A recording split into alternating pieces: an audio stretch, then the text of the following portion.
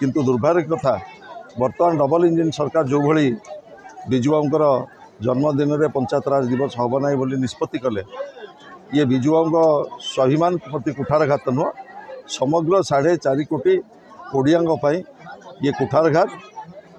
प्रस्ताव आनी एवं महिला मानक 33% तान संरक्षण करते पंचायत राज व्यवस्था को पंचायत राज व्यवस्था रे तांकर अवदान योगदान को स्मरण करी ओडिशा सरकार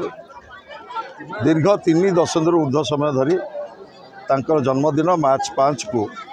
पंचायत दिवस हिसाब से पालन कर आसुछंती। सरकार गोटे प्रभावमान प्रक्रिया आ भितर जनता दल सरकार कांग्रेस सरकार बीजेडी सरकार आसी किंतु प्रभात पुरुषों प्रति विजु पूज्य पूजा कई अवहेला करनथिले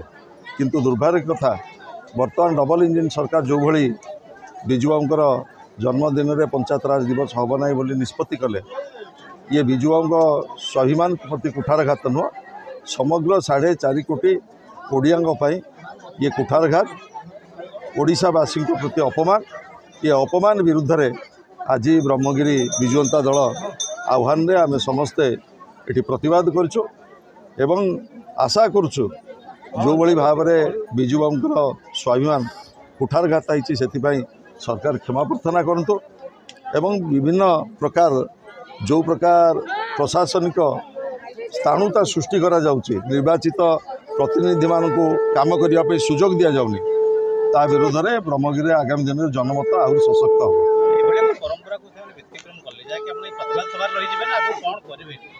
शुणु ये कथा रास्ता ठू आरंभ करी विधानसभा ठू आरंभ करी राज्यपाल भवन पर्यंत ये प्रतिवाद स्वर को आम शाणित करूँ एवं आपरे जदि गोटे गणतांत्रिक व्यवस्था को आम सम्मान देकी ये कार्यगुड़िक कलापर जदि सरकार नचेतिले तेबे राज्यव्यापी आंदोलन आज तो चली ए राज्यव्यापी आंदोलन को तृणमूल स्तर को नबू एवं सरकार को चेतई देबू ओडिशावासी जो स्वाभिमान कुठारघात होइछि ओडिशावासींकर से स्वाभिमान पुनर्प्रतिष्ठा पाई ये सरकार विरुद्ध लड़ाई जारी रही। विजु पट्टनायक